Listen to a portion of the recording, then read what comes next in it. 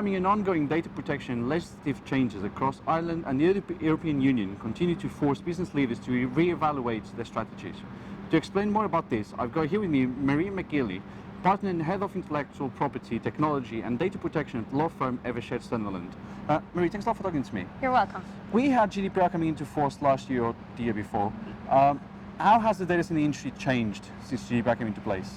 So like any industry, there's very few industry or sectors that have not been affected by the introduction of the GDPR. And let's say any industry that is customer facing, and let's say because the data centers essentially provide a customer facing element to their business, and some of their, let's say, customers in fact provide services directly to end customers, we're seeing a direct impact on data centers as a result of the GDPR. From a practical perspective, that mainly surrounds, let's say, their contractual terms. If a data center, depending on the services the data center provides, are classed as any form of data processor, we find ourselves in a position where we're negotiating data processing terms that are required by the GDPR. At a practical level, we're seeing increased security, both in terms of the physical security in relation to entering data centers, but also then the technical security in relation to the actual protection of the data. Customers are also becoming fixated, and to be honest, with due regard to, let's say, data security and the doomsday event, your data breaches. So essentially, from a data center perspective, once again, depending on the type of services provided, data center operators are now having to, let's say, align their data breach protocols to those of their customers as part of their contractual arrangements.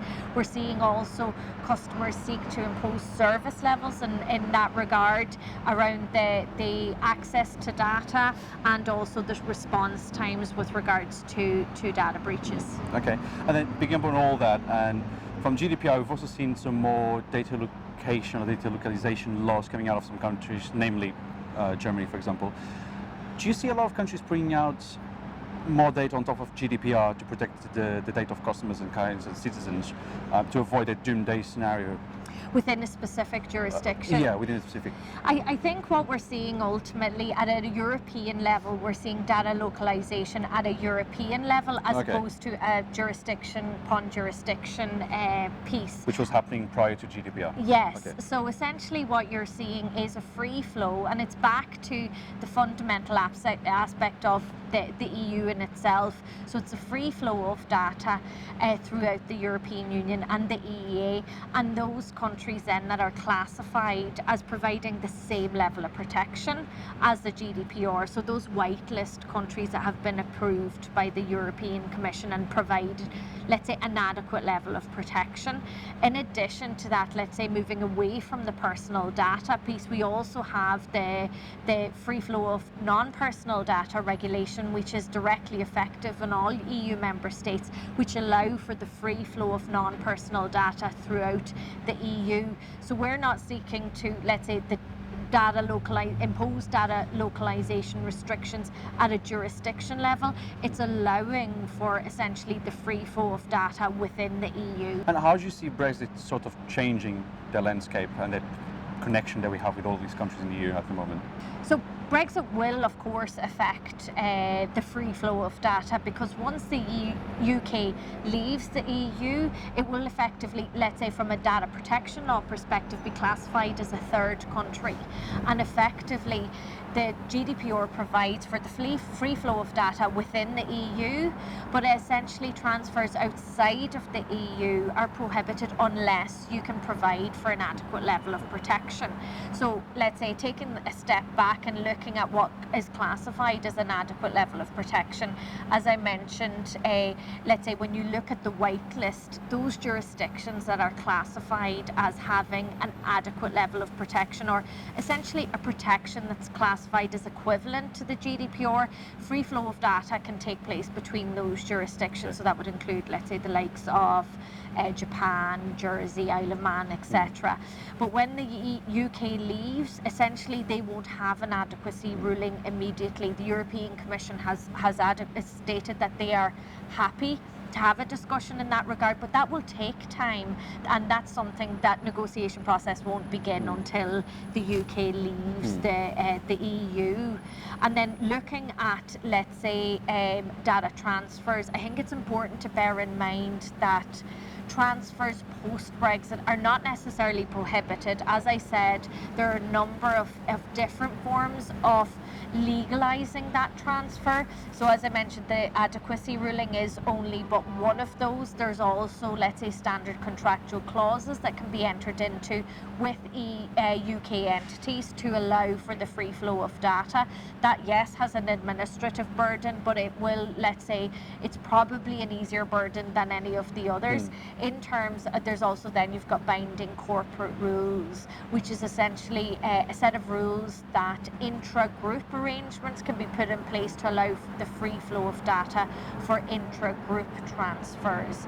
But I suppose that's limited in application because it will only relate to intra-group arrangements. Well, I'm sure we won't be done with Brexit for a long time yet. So I'm sure. we'll be talking about it a lot more in the next few years. Yeah, I suspect so. I suspect so. But then, because we are at a data center conference, so Datacloud Ireland. Yes. Do you see any new data legislation, any new data laws, anything coming out that could have an impact on the data center side of things? Do operators need to prepare for something? So I suppose the GDPR was probably one of the big bang, let's say, legislative changes that have taken place with regards to data in itself, particularly personal data. Then you obviously had the free flow of data regulations that came in not long after the GDPR. So I think from a data flow perspective, many of the changes have been implemented. When you look at the legal landscape in relation to data in itself, we're obviously going to have the introduction of the e-privacy regulations. We don't know when they will come into play. Their effect on data centres primarily probably is going to be very little, but it will have an effect on their customers. So it's something to bear in mind, but I don't think it will necessarily affect data centres in itself.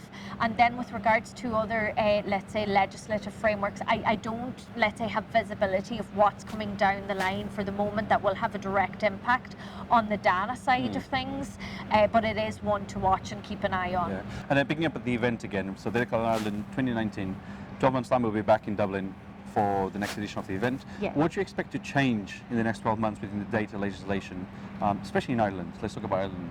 In terms of the data landscape, I don't see a huge amount of changes coming down the line. I think ultimately the changes that will come in the data centre sector will be customer driven. I think what we'll see at an industry level is we'll see an uplift and an increase in investment within the industry. That's something we're starting to see already. I know the rest of the speakers have spoken about that earlier today, and I think the investment is critical ultimately to the overall technology framework within Ireland, given Ireland has, let's say, a technology hub and is attracting the best of talent and the best of multinationals to Ireland to raise their headquarters here in Dublin. It's the Data Island. Exactly, it is Data Ireland, and from that perspective I think we will see changes in the industry, and it's doing so aligning it with the regulatory framework within Ireland. Okay, Marie, thanks a lot for talking to me. Don't forget you can follow Data Economy on Facebook, LinkedIn, Twitter and Instagram, and also visit the website on www.data-economy.com.